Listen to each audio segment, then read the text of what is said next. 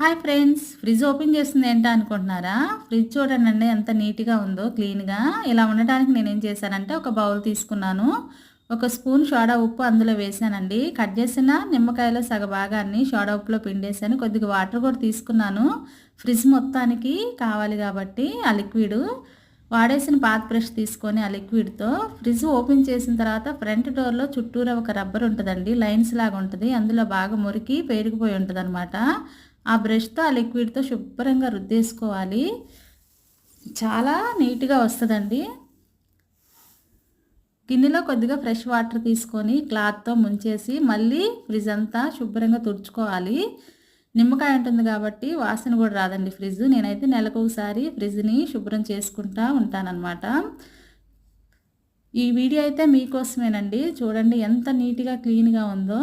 నచ్చితే లైక్ చేసి సబ్స్క్రైబ్ చేయండి. Thank you.